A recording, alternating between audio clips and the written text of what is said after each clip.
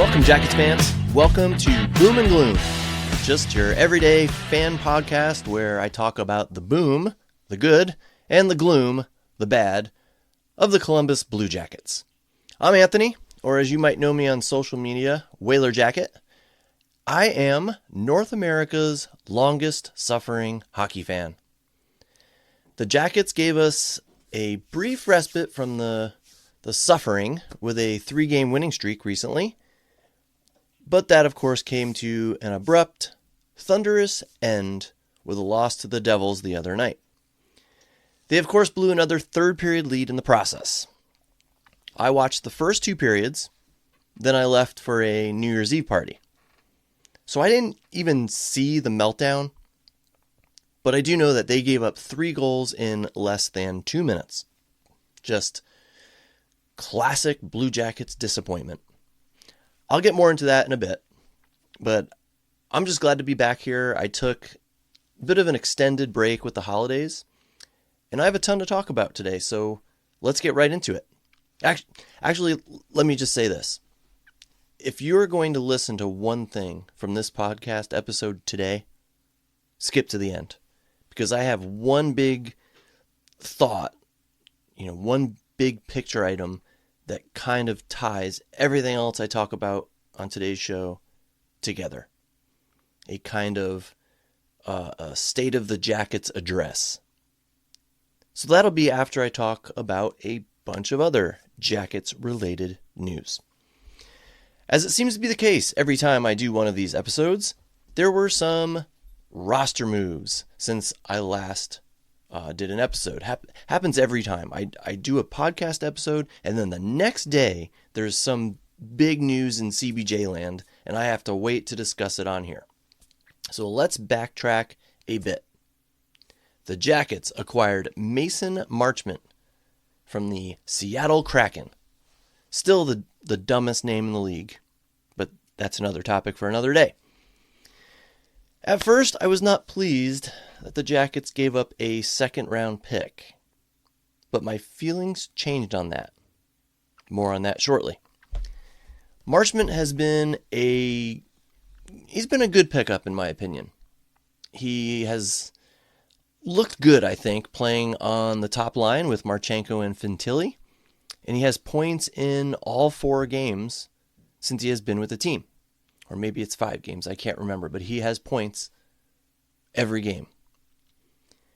But I want to share with you my bold prediction.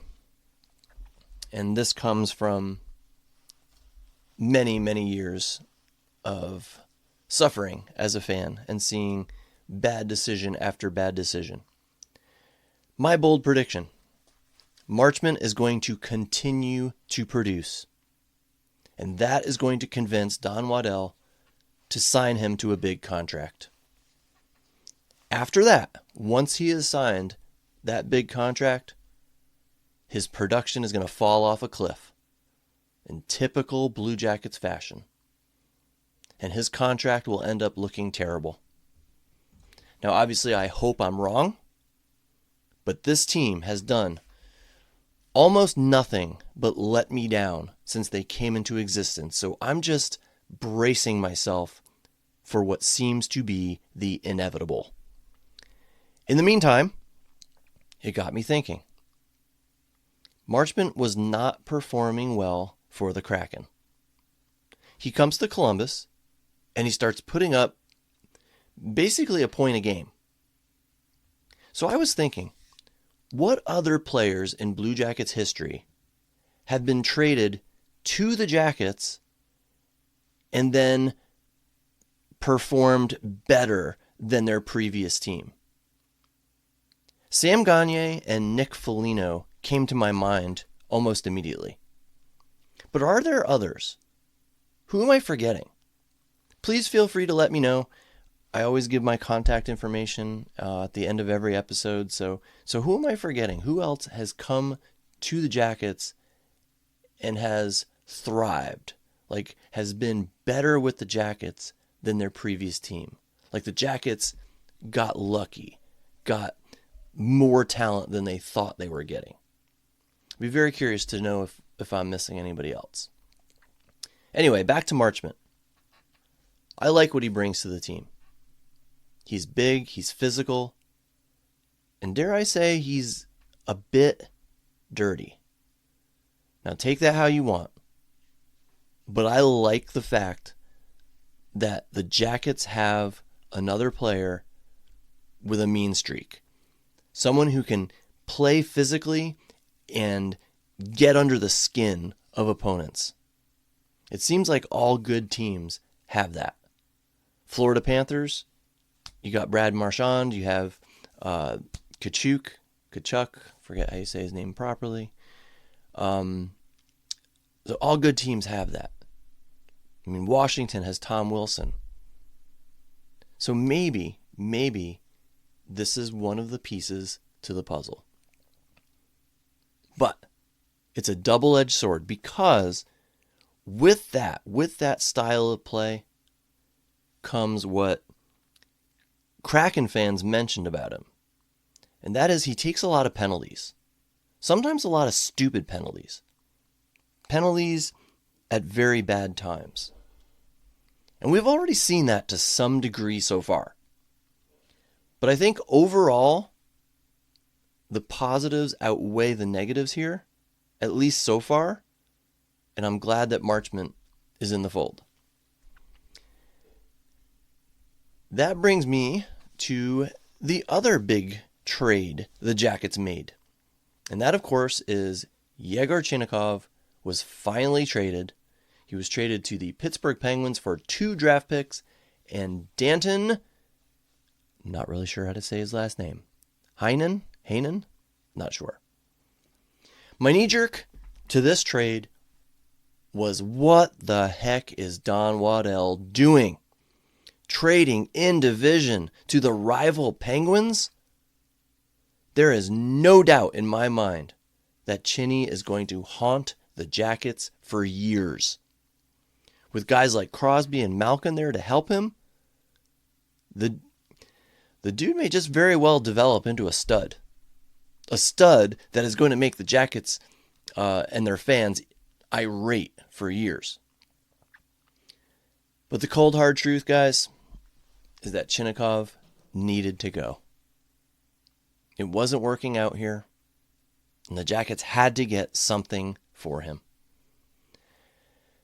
I have to believe, I have to have faith that Don Waddell did everything he could to get the best deal possible, and that this was the best he can do. Division rivals, yes, but perhaps this was the best return the Jackets could get under the circumstances. So,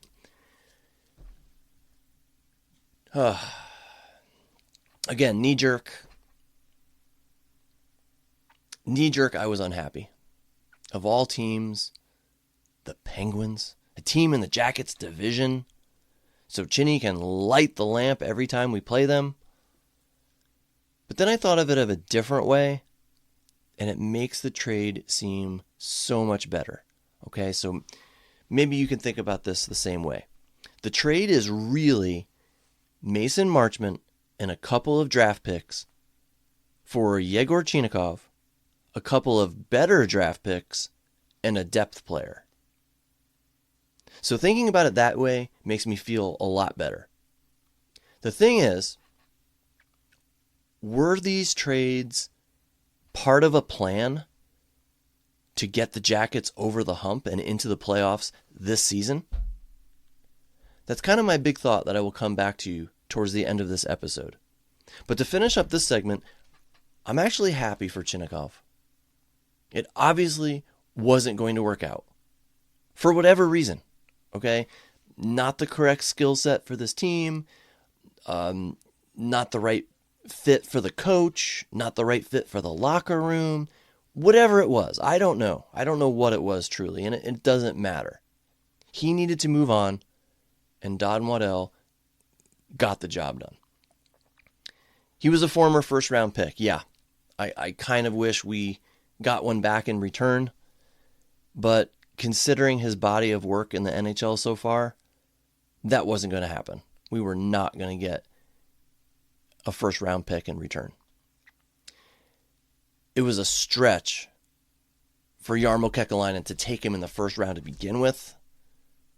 And, of course, it didn't pan out. So what we do get back, though, is the St. Louis Blues second-round pick. So that will actually end up being a high second-round pick if the Blues season continues to trend as it currently is trending. And the Jackets are in desperate need of prospects. And that is actually my next segment here. Someone brought to my attention on social media that the Blue Jackets do not have any prospects playing in the World Junior Championships this season.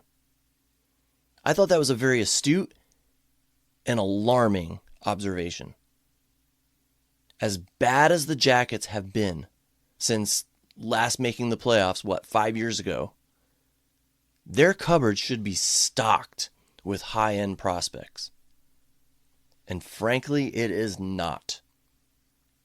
We should have several players in that tournament, several high-end prospects who are on a clear path to the NHL. Instead, we have no one. Who is the Blue Jackets' top prospect right now? Like if you were asked that, who would you say is the Blue Jackets' top prospect? If you say Caden Lindstrom, here's my argument for that. Last I checked, he had 3 points this season at Michigan State. 3 points in college. He was the 4th overall pick in his draft. The 3rd pick in that same draft, Beckett Seneke, he has 30 points this season in the NHL, not college, NHL. Ivan Demidov, he was the 5th overall pick. He has 35 points this season in the NHL. Let me say this again. Caden Lindstrom has 3 points in college. He is not even close to being even the top player on his team. We can give him a pass, maybe, because of his injuries. All right, he took an entire year off from playing hockey. So maybe, just maybe, this is a year to shake off the rust and get back into playing shape. Or maybe, just maybe, he is a huge, monumental bust. I hear the argument about the injuries. Okay, I also hear the argument that different players take different amounts of time to develop. I get that, all right? I understand that. But I also understand that the Jackets have been notorious for making bad drafting decisions. It is so hard to watch teams like Anaheim and San Jose and Montreal, whose high draft picks seem to be starting to flourish in the NHL. We have Adam Fantilli and Denton Mateychuk, who are both doing pretty well, but not as well as Celebrini or Bedard or Carlson or Hudson or Demidov or even, what's his name, Slavkovsky with Montreal. It is very, very frustrating. Kent Johnson has fallen faster than I think I have ever seen a player fall. What happened to him? I'm not saying he needed to take another step forward this year. But I don't think it was too much to expect for him to play at about the same level as last year. Maybe take a small step back. Instead, he has taken 20 giant leaps backwards. It is just crazy and downright baffling to see. And then look at Cleveland, all right? The Jackets AHL affiliate in Cleveland. Who are the Jackets' big-name prospects there who are setting the league on fire, just waiting to make the leap to the NHL, just hoping for that call-up? I don't see any. At least not yet. Pinelli, Del Bel Blues, while they're solid, they don't strike me as game-changing superstars. Just your average middle six player, both of them. Now, I could be wrong. That could change. But as of now, visually, that's what I see. Who's the next big-name defenseman? I don't see him on that Monsters roster either. So I have to say, I'm a bit worried. And that's also something I'm going to tie in with my final thought to today's episode. Oh, and one more thing, okay? I've read another interesting opinion on this. It has been suggested that the Jackets' lack of prospects can be at least partially tied to the team's 2 player deaths. That has forced the team to make roster decisions they, under other circumstances, would not have had to make. It has created a snowball effect. Imagine this team right now with Johnny Gaudreau, a potent, skilled offensive superstar.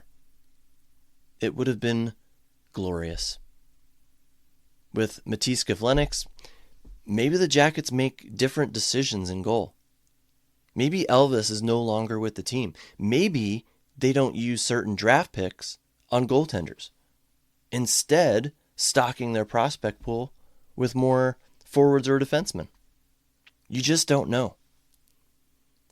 The Jackets were dealt a very bad hand, and it just sucks because they have been through enough. They've obviously not had success, and then on top of that, you throw in the deaths of 2 players. It sucks, but it's the reality the team and we fans have to deal with.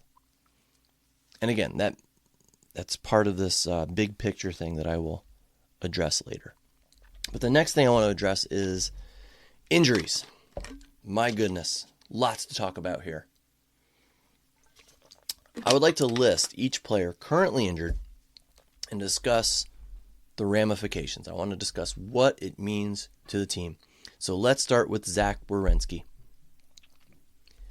First, I want to talk about the play on which he was injured, because it still bothers me. Earlier in that same game, a Ducks player gets hit with a puck in his side and immediately drops to the ice. Play is blown dead immediately, right away. Whistle blows. Zach Werenski goes down, and play continues. Zach is crawling to the bench, getting help from Elvis, and play continues. Then, someone, I think Damon Severson, extends his stick to help, and pulls him to the bench.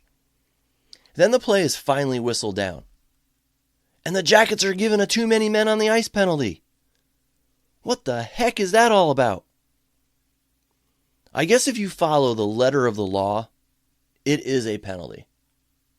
But I contend the play should have been stopped, especially since the Jackets did have possession at one point. Now, it could have been worse. The injury was not as severe as it looked. Zach is out for the next, or was out for the next several games. And what happened? The Jackets started winning. I was really impressed with how the team responded. I actually expected them to crumble and extend their losing streak. Instead, they went on a 3-game winning streak, and I thought maybe a little adversity like this is what the team needed. I would never wish an injury upon any Jacket, but maybe this was the kick in the pants the Jackets needed for people to step up. Denton Mateychuk especially has stood out to me.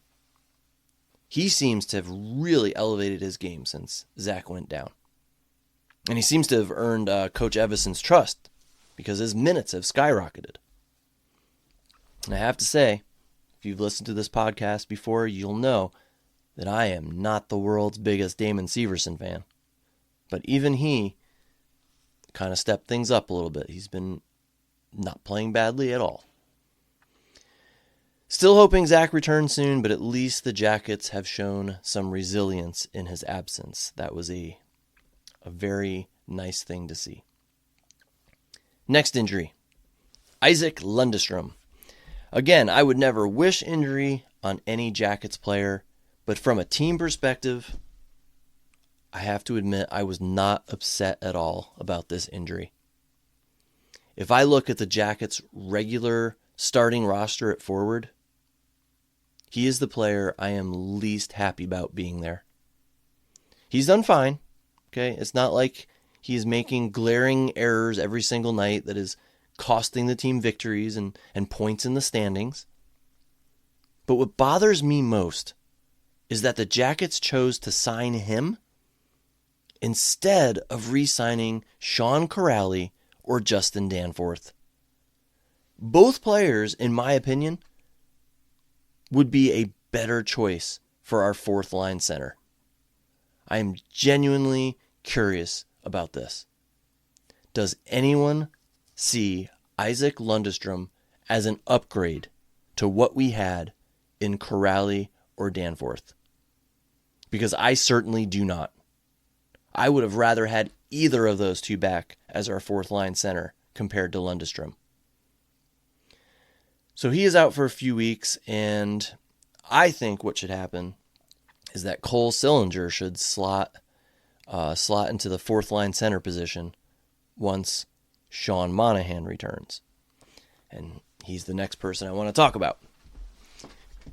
Monty has missed the last 2 games with an undisclosed injury.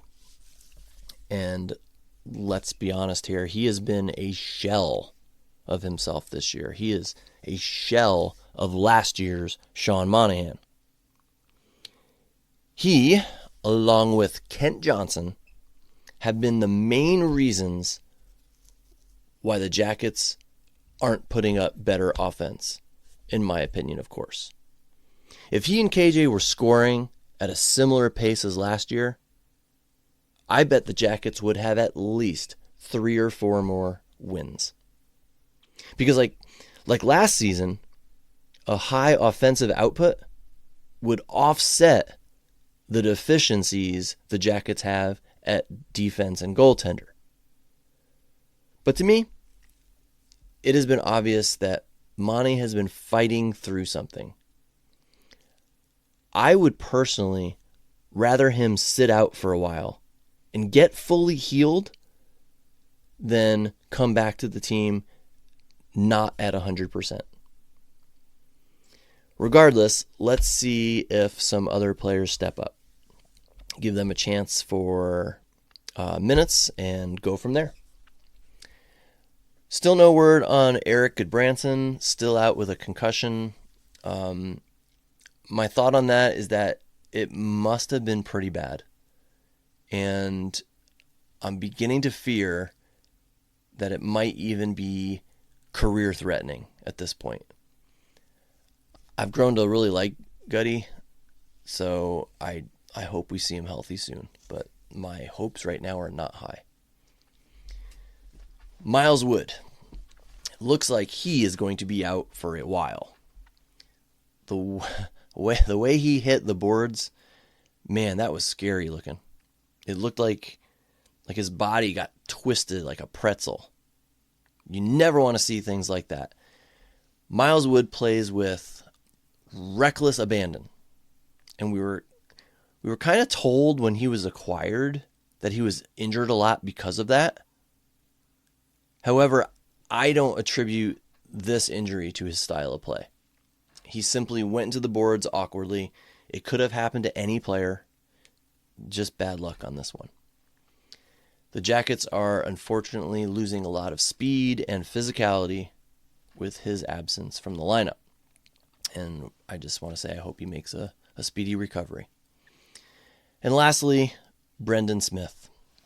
He's also going to be out a while, apparently. Now, is this a massive loss for this team? Honestly, no, not really. But Smith has been decent, okay? He's been fairly solid. But there are two silver linings here to this injury. One, this may open the door for a young defenseman like Kuhlmans or Svozil to step in and get some NHL ice time, get some experience. The Jackets called up Dyson Mayo, obviously, but considering Smith is going to be out a while, maybe they'll give a young guy a chance at some point as well. The second silver lining: NHL players are human beings. They have families. They have people they love in their lives. Brendan Smith has kids. And I'm not sure if you know the story here, but Brendan Smith bet on himself making the Blue Jackets roster. He moved his family to Columbus. He enrolled his kids in Columbus area schools. So he was getting up at the crack of dawn every morning, driving to Cleveland to practice with the Monsters. Then driving home each evening. I mean, that's at least 4 hours of driving right there. And probably not a whole lot of time in the evenings spent with his wife and kids. So the silver lining is that at least for the duration of the injury, he will not be sent back to Cleveland. He can spend a lot of time with his family without fear of being sent down. So I like that for him. Not, again, I don't wish injuries on anybody. I'm not happy that I got injured, but considering the circumstances, I'm at least happy that he'll get to spend some more quality time with his family. All right, last topic before I get to my big picture discussion. Kirill Marchenko and Adam Fantilli. They are arguably the Blue Jackets' two best forwards. But in order for this team to take another step forward, they both have to start being more consistent. Especially Marchenko. My goodness, I can't remember another player as streaky as he is. He'll erupt for goals in 3 or 4 straight games, sometimes even multiple goals in a game. Then he'll just disappear for 10 to 15 games. Adam Fantilli, I don't see as being quite as streaky as Marchenko, but he does seem to go through some streaks. And I guess you could argue that all players have good and bad stretches. Yeah, I understand that argument. But the superstars, those elite talents that we hope Marchenko and Fantilli will be, they don't have quite these long scoreless droughts. I've not done the research, but I can almost guarantee you will not find that McDavid or McKinnon have gone 10 consecutive games or so without scoring. The top players, the elite players in the NHL, are consistent. They'll have some bad streaks here and there, but never very long, and during which they still elevate their line mates via other means, like with assists.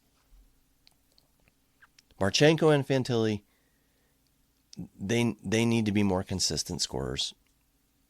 Perhaps that will come with more time and experience, but man, could this team use some elite scoring, consistent elite scoring right now.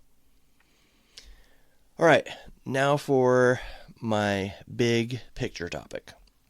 Tying it all together right now. Okay, here we go. I think that it's time that we call this season for what it is. This is not a Stanley Cup contending team. If this team is even a playoff team, then they are a borderline playoff team. I do not see them doing much in the playoffs if they make it as currently constructed. I have accepted that at this point. I look back at what Don Waddell did this past summer, which wasn't much, and I was originally annoyed. But here's how I've come to look at it. He perhaps wanted to see if last season's team was as good as their record indicated.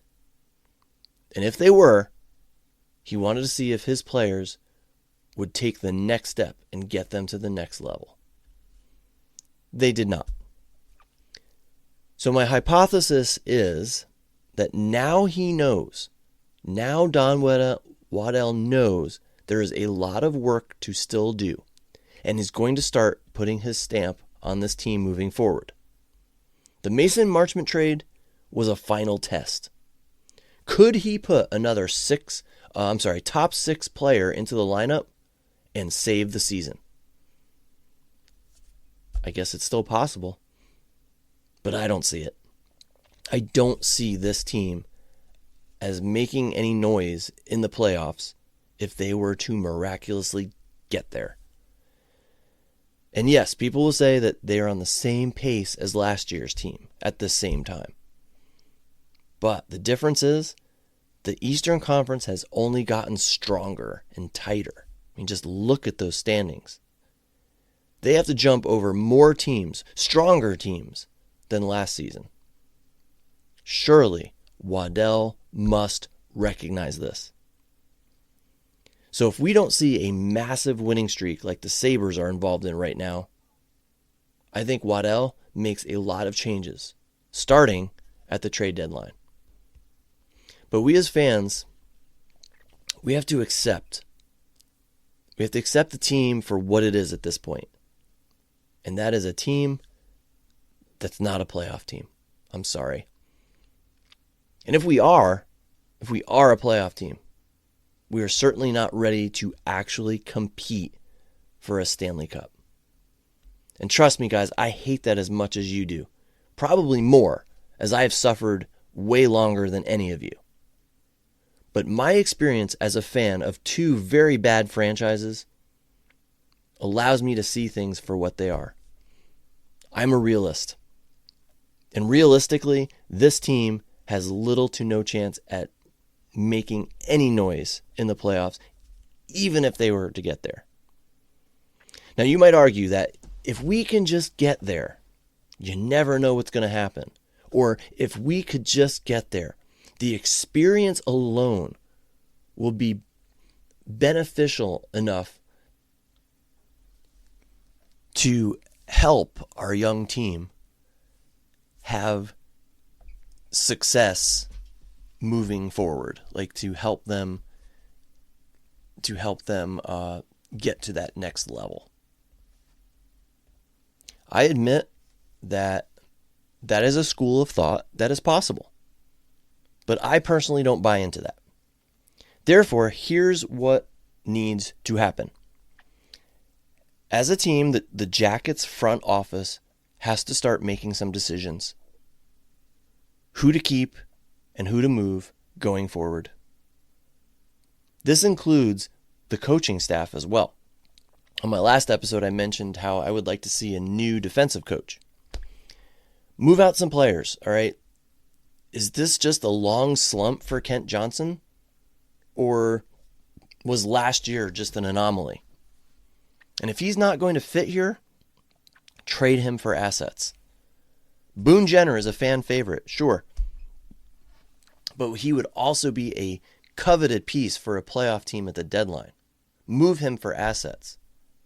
Charlie Coyle has been awesome. So pleasantly surprised with him. But you know what? Another team might give you some really high assets, maybe even a first-round pick for him. You can always sign these players back over the summer if you really want them. But recognize where this team is. We desperately need some high draft picks right now. Talk to Provorov. Talk to Severson. Ask them. Ask them about their willingness to waive their no trade clauses.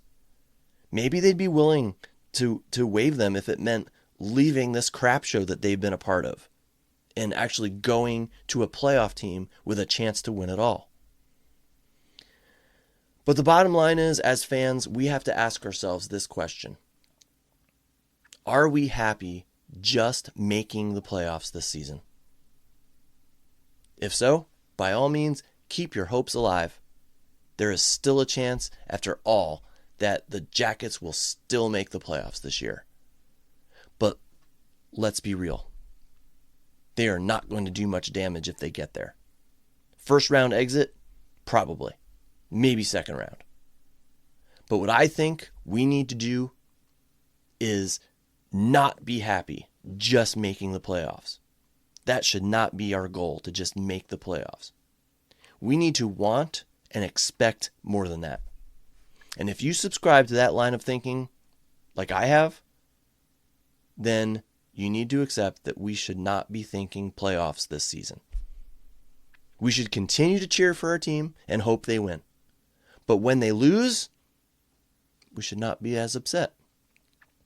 Because ultimately, assuming again that we are not making the playoffs, every loss actually helps us in the long run. And trust me, guys, okay, I am sick and tired of the whole wait for next year line of thinking. I'm tired of looking forward to next year. But if we don't have the right cards, we don't have the right cards. And I still don't think we have the right cards, unfortunately. No help is coming. We don't have an up-and-coming superstar waiting in Cleveland. We don't have that ultimate shutdown defender playing for the Monsters either. David Jiricek should have been that guy. But he wasn't. Another whiff by the Blue Jackets drafting team. Excuse me. So let's stock our cupboard. Let's get a high draft pick that doesn't have severe back issues. Let's look at a trade or two to bring in some high-end talent. Supposedly, I haven't looked into it, but the free agent market is not impressive after this season. But maybe there's someone who can be brought in to help next year. And yeah, I know, we seem to say this sort of thing every season. But if we are doing a reality check, the reality is that we are not going far this year. And in the past, we can at least say, well, we're not making the playoffs this year, but we have some up and coming talent that is going to be injected into our lineup really soon. Well, we don't have that anymore. We don't have another Fantilli to pin hopes on, or a Kent Johnson, or a Yegor Chinakhov, or a David Jiricek, or a Denton Matejchuk. Those were all our future. Those were all the guys that we said, oh, just wait till they get onto our team. Well, now they are on our team, or they've already been traded. I am very concerned that our current roster, is not going to get us where we want to be, and we have no one waiting in the wings to help elevate us to the next level. So, my thought is, let's let our current roster develop more, and in the meantime, let's stock our cupboard with some new high-end talent. Is it what I want to think right now? Is this where I wanted my favorite hockey team to be after 25 years? Heck no. I hate it. But as I mentioned before, we've had some bad luck. Okay, in addition to the poor drafting, in addition to some questionable trades, we have had some bad luck. The deaths of 2 players, one of which was an elite NHL talent. That has set us back. We have had high draft picks like David Jiricek and, seemingly so, Caden Lindstrom not work out. So at this point, we need to temper our expectations for the current team and be realistic about what needs to happen moving forward for us to finally get out of this constant cycle of suckiness or constant cycle of mediocrity. I know this sounds like I'm giving up on the season in early January, and well, I kind of am. I will be ecstatic if I am wrong and this team goes on a tear and makes the playoffs. But again, if that happens, I don't see them going far. Would that be enough to propel them forward even more next season with the experience that they earn? Maybe. But I don't think so. And if I'm right, then we are right back where we started. We need help to be successful moving forward. So for the rest of this season, I will celebrate every Blue Jackets victory. Now, I will not celebrate losses, but I will accept them as a necessary piece to getting this team to that sustained success level. I remember 2 years ago, the season before last, I predicted the Jackets would be ready to compete in the playoffs this year, 2026. Unfortunately have to admit that I think I was wrong. And again, things have happened. Things changed, especially with Johnny Gaudreau. Now I'm looking at 2028. I think that with some changes and experience, the Jackets could make the playoffs next season. Absolutely possible. But I think with some changes in experience, it is more realistic to think that a season where the Jackets actually compete as a team that can go far in the playoffs, that won't happen until at least the 27-28 season. I'm sorry to be a downer, but like I said, I am a realist. Nothing about the team this year tells me that they are built to turn things around, make the playoffs, and go far. Don't agree with me? That's fine. I admire your optimism, and I would love for you to convince me. But as of right now, I am very pessimistic about how this year is going to finish, and unless changes happen, I'm pessimistic about this team after this season. You're always welcome to get in touch with me. Talk to me about this. Tell me what you think. You can find me on Blue Sky and Instagram at WhalerJacket. That is my handle. Or email me, whalerjacket@gmail.com. That's all I have for you today. Happy New Year, everybody. Let's hope 2026 is a new beginning for the Jackets, where we start seeing more boom and less gloom. Bye for now. Go Jackets.